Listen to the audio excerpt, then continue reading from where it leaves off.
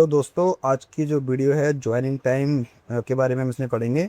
और ये जो है FR SR का पार्ट 2 है। तो इस वीडियो में हम काफ़ी सारे टॉपिक्स पढ़ेंगे, तो इस वीडियो को पूरा बहुत ध्यान से देखिएगा, बहुत इंपॉर्टेंट वीडियो रहने वाली है। तो चलिए स्टार्ट कर लेते हैं। ज्वाइनिंग टाइम देखिए, पहले आप ज्वाइनिंग टाइम समझिएगा। ज्वाइनिंग टाइम क्या होता है? जब कोई सेंट्रल गवर्नमेंट सर्वेंट जो होता है कहीं पर उसका ट्रांसफ़र होता है पब्लिक इंटरेस्ट में। मतलब पब्लिक इंटरेस्ट का मतलब है कि गवर्नमेंट ने उसका ट्रांसफ़र किया है, उसका विभाग जो है, उसका डिपार्टमेंट जो है उसने ट्रांसफ़र किया है। ठीक है, तो जो है ज्वाइनिंग टाइम दिया जाता है। एक ट्रांसफ़र ऐसा होता है जैसे उसने रिक्वेस्ट की कि मुझे अपने घर के पास जाना, मुझे ट्रांसफ़र दे दो, तो उस केस में ये अलाउड नहीं है। ये ओनली पब्लिक इंटरेस्ट में ये दिया जाएगा। ठीक है, ज्वाइनिंग टाइम। इसके अलावा अब देखते हैं हम इसके में क्या क्या चीज़ें हैं। देखिए ज्वाइनिंग टाइम में एलिजिबिलिटी क्या है। Eligibility, any government servant public interest में अगर उसका ट्रांसफ़र होता है तो फिर ज्वाइनिंग टाइम के लिए वो एलिजिबल होता है। सेंट्रल गवर्नमेंट, स्टेट गवर्नमेंट, उससे मतलब सेंट्रल गवर्नमेंट सर्वेंट जो है प्रॉपर चैनल के थ्रू जो है स्टेट गवर्नमेंट से हो या सेंट्रल गवर्नमेंट से, वो सेंट्रल गवर्नमेंट में अगर आया है तो उसका जो है बाय टेक्निकल डिजिग्नेशन तो जो है उसे ये ज्वाइनिंग टाइम मिलेगा।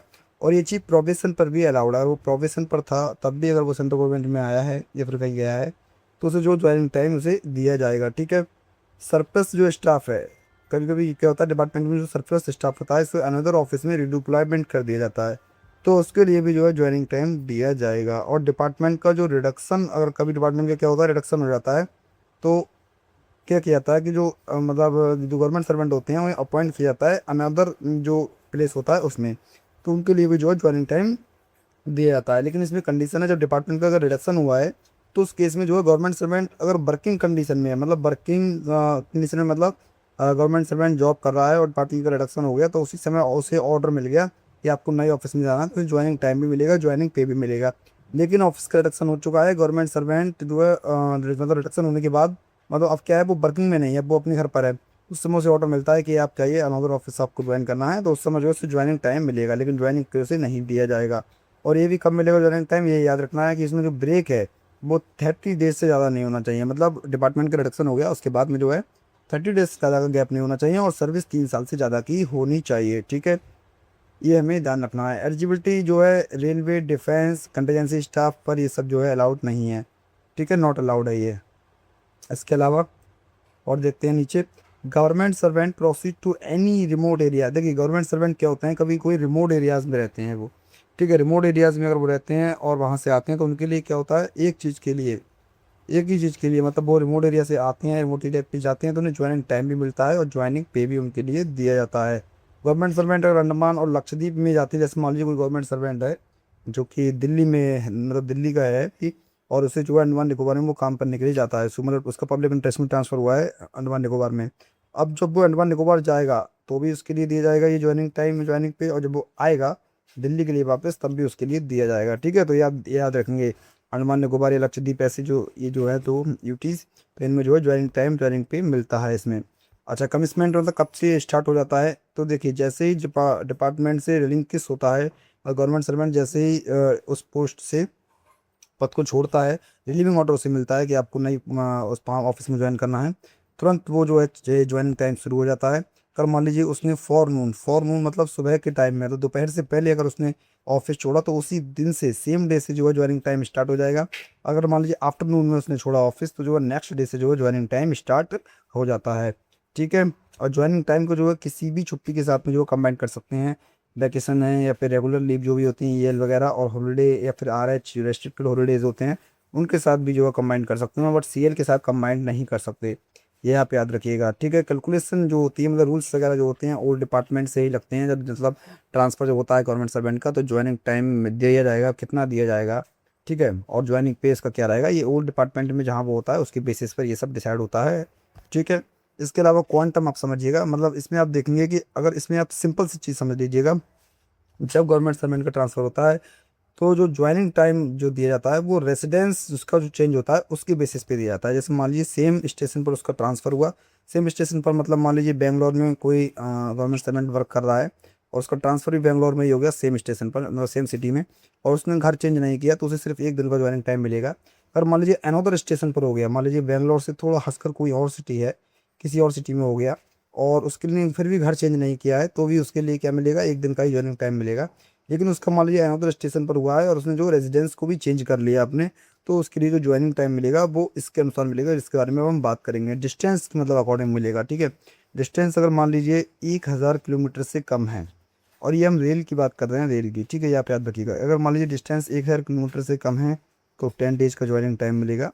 और अगर मान लीजिए रोड जर्नी इसमें इन्वॉल्व है, मतलब कुछ किलोमीटर तक रोड रोड पे जाना है, ट्रेन वहाँ अवेलेबल नहीं है, तो उसे जो है 12 डेज को ज्वाइनिंग टाइम मिलेगा। और वहीं अगर डिस्टेंस अगर 1000 से 2000 किलोमीटर के बीच की है तो 12 दिन का ज्वाइनिंग टाइम मिलेगा, और रोड जर्नी इन्वॉल्व है तो 15 दिन का मिलेगा। और अगर जर्नी जो है 2000 किलोमीटर से ज़्यादा है तो 15 डेज का ज्वाइनिंग टाइम मिलेगा इस केस में, चाहे रोड जर्नी इन्वॉल्व हो या ना हो। अगर रोड जर्नी इन्वॉल्व है तो भी 15 डेज़ का, और नहीं है तो भी जो है ज्वाइनिंग टाइम 15 डेज़ का इसमें मिलेगा। और 2000 किलोमीटर से ज़्यादा अगर जाना है, बाई ईयर जाना है, तो सिर्फ 12 डेज़ का, 12 दिन का जो ज्वाइनिंग टाइम मिलता है, ठीक है। एक्चुअल डिस्टेंस इससे लिया जाता है, जो भी एक्चुअल डिस्टेंस आपने ट्रैवल किया है, ठीक है। अच्छा, इसमें क्या होता है, जैसे ये इसका एक्सटेंशन हो सकता है क्या ज्वाइनिंग टाइम का, जो 15 डेज़ का ज्वाइनिंग टाइम मान लीजिए मिला है, ठीक है। मान लीजिए बेंगलोर से आपको दिल्ली आना है, 2000 किलोमीटर से ज़्यादा ये आपका सफ़र रहेगा, तो उसमें जो आपको जो 15 दिन का ज्वाइनिंग टाइम मिलेगा। अगर बाई एयर से आते हैं तो 12 दिन का ज्वाइनिंग टाइम मिलेगा, ठीक है। तो इस केस में जो है कि ये एक्सटेंशन इसका हो सकता है, तो हो सकता है इसका 30 डेज तक का इसका एक्सटेंशन हो सकता है, ठीक है। और ये एचओडी के अप्रूवल से इसका एक्सटेंशन होगा। इसके बाद भी हो सकता है, बट ये मिनिस्ट्री या डिपार्टमेंट के अप्रूवल के साथ में ये होता है, ठीक है। और इसके अलावा आप देखेंगे कि ज्वाइनिंग टाइम जो होता है इसमें प्रीफिक्स सफिक्स जैसा ये कुछ भी नहीं होता।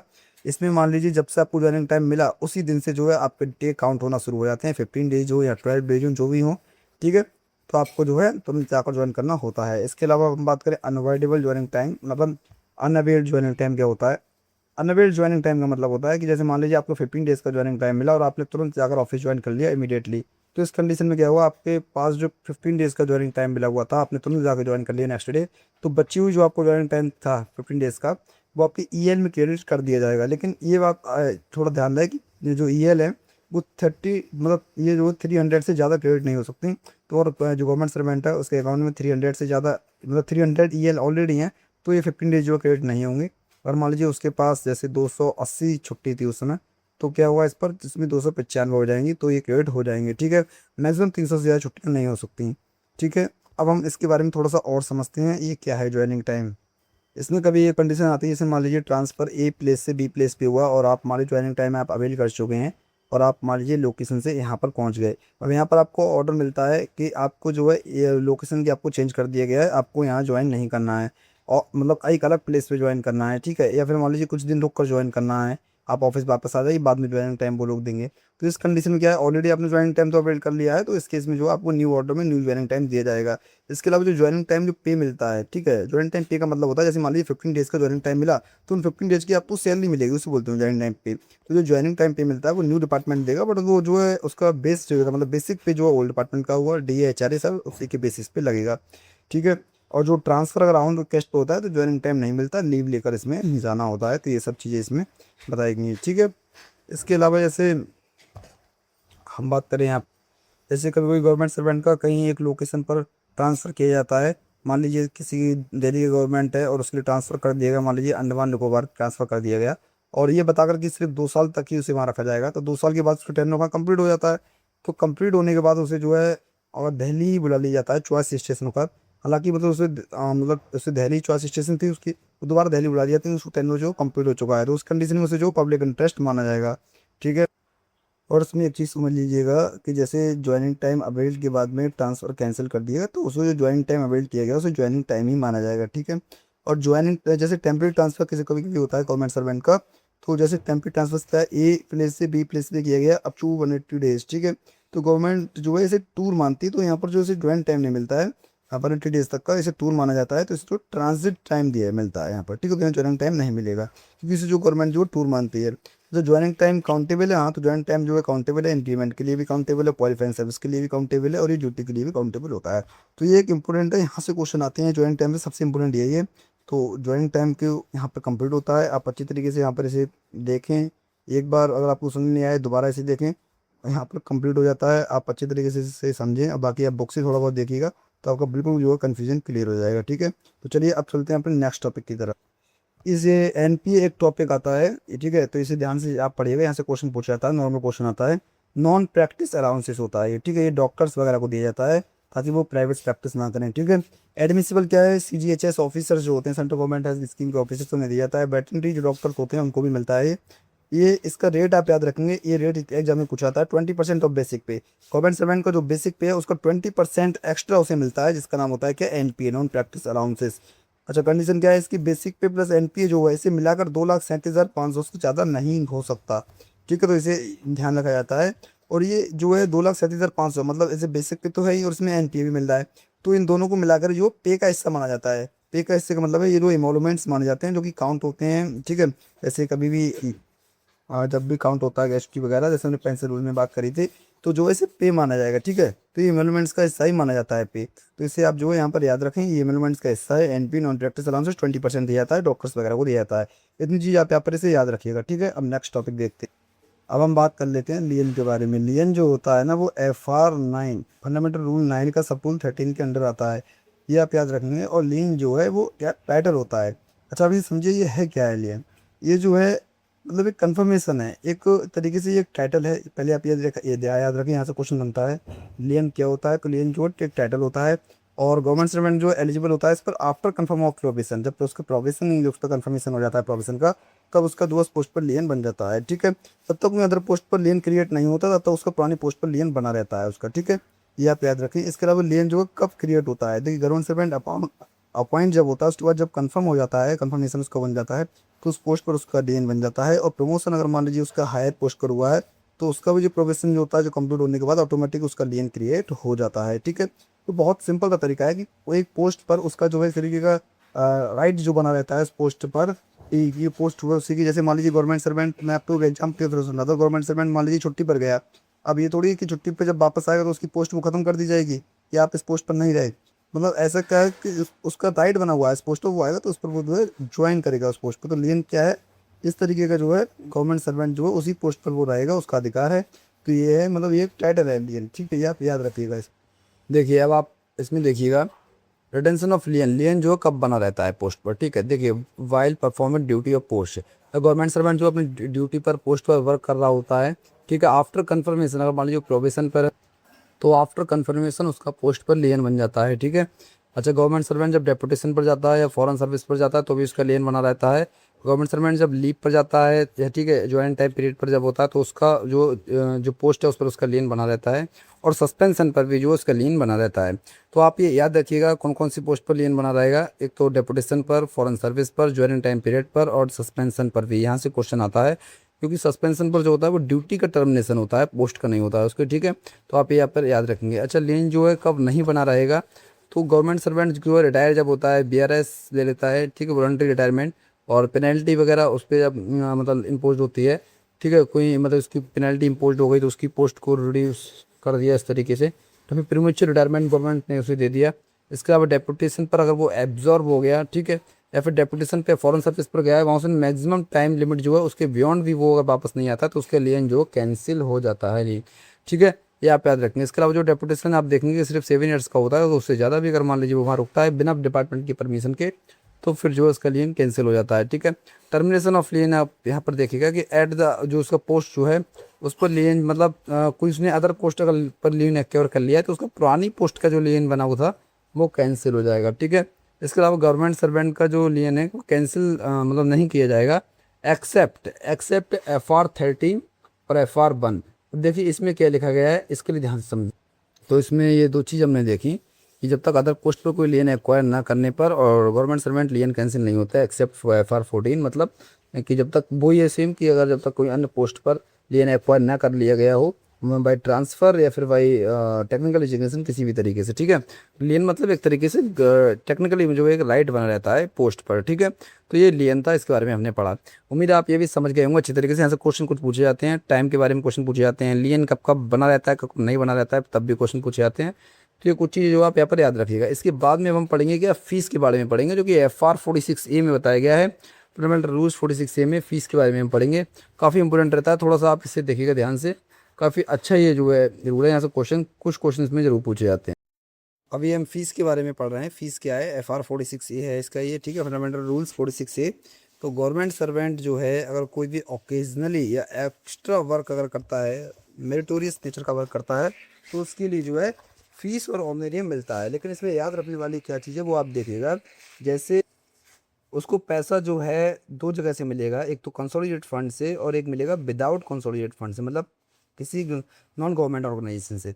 तो अगर मान लीजिए पैसा उसके लिए कंसोलिडेटेड फंड से मिल रहा है, ठीक है, चाहे वो स्टेट का हो, सेंटर का हो या यूटी का हो, तो जो पैसा उसे मिल रहा होगा इस काम के लिए वो ऑनरेरियम के अंडर आएगा। और वही पैसा जो है इसी काम के लिए नॉन गवर्नमेंट में अगर वो वर्क करता है, मतलब विदाउट कंसोलिडेटेड फंड से पेमेंट होता है, तो वो फीस के अंडर में आता है। ठीक है, तो ये फीस में और ऑनरेरियम में ये डिफरेंस है। क्या चीज़ फीस के अंडर में नहीं आती, तो जैसे कोई गवर्नमेंट सर्वेंट की प्रॉपर्टी या शेयर या डिविडेंड है, उससे उससे कोई इनकम वो अर्न कर रहा है, तो वो फीस के अंडर में नहीं आता। इसके अलावा गवर्नमेंट सर्वेंट जो है लिटरेसी, कल्चरल, साइंटिफिक, टेक्नोलॉजी कोई जो वर्क करता है वहाँ से इनकम कुछ आती है, तो वो इसके अंडर में नहीं आती। इसके अलावा गवर्नमेंट सर्वेंट स्पोर्ट्स एक्टिविटी करता है एज ए अमेच्योर, उससे कुछ वहाँ से इनकम अर्न हो रही है, तो उस केस में भी जो है गवर्नमेंट सर्वेंट जो है इसमें जो है मिलने वाला पैसा फीस के अंडर में नहीं आता है। ठीक है, फीस को जो सैंक्शन करने की जो कंडीशन होती है, मतलब ये जो फीस जो सैंक्शन होगी यहाँ पर नॉन गवर्नमेंट ऑर्गेनाइजेशन में, अगर कोई गवर्नमेंट सर्वेंट जो है ओकेजनली या एक्स्ट्रा वर्क करता है, तो इसके लिए क्या है, गवर्नमेंट सर्वेंट जो वर्क करेगा प्रीवियर कंसल्ट कर लेगा गवर्नमेंट से, पहले अपने डिपार्टमेंट से। ठीक है, इसके अलावा नॉन गवर्नमेंट बॉडीज़ में ही वो काम करेगा और पेमेंट जो है आउट ऑफ कंसोलिडेटेड फंड होना चाहिए, कंसोलिडेटेड फंड से पैसा नहीं आएगा। ठीक है, अब गवर्नमेंट का शेयर फीस में कितना हुआ, तो जो है 1500 रुपये तक तो कोई शेयर नहीं होगा, क्योंकि गवर्नमेंट सर्वेंट के पास 1500 से कम रुपए नहीं होने चाहिए। हालांकि उससे उसके ऊपर जो है 2/3 हिस्सा गवर्नमेंट सर्वेंट के पास और 1/3 हिस्सा गवर्नमेंट का शेयर रहता है। जैसे 6500 पर अगर हम बात करेंगे यहाँ पर, तो इसका अगर हम देखें 6500 का, तो 1/3 अगर हम देखेंगे तो 1/3 यहाँ पर देखेंगे तो यहाँ पर निकल के आएगा क्या, 1500। ठीक है, तो यहाँ पर आएगा 3 दूनी 6 आएगा, मतलब हम इसका जो है 2/3 निकाल लें या फिर 1/3 निकाल लें। ये मैंने एक एग्जाम्पल लिया है 6500 पर। तो मतलब अगर आप शॉर्ट में मानेंगे, अगर मान लीजिए 30 रुपये हैं, तो आप अगर यहाँ से 2/3 करेंगे तो जो है 20 रुपये रहेंगे गवर्नमेंट के और 10 रुपये रहेंगे, वो 20 रुपये गवर्नमेंट सर्वेंट के और 10 रुपये रहेंगे गवर्नमेंट सर्वेंट के। ठीक है, ये चीज़ आपको यहाँ पर याद रखनी है। ठीक है, 20 रुपये गवर्नमेंट सर्वेंट के और 10 रुपये गवर्नमेंट के रहेंगे। ठीक है, तो ये शेयर लिखा हुआ है, इसे आप याद रखिएगा, बिल्कुल करेक्ट है ये।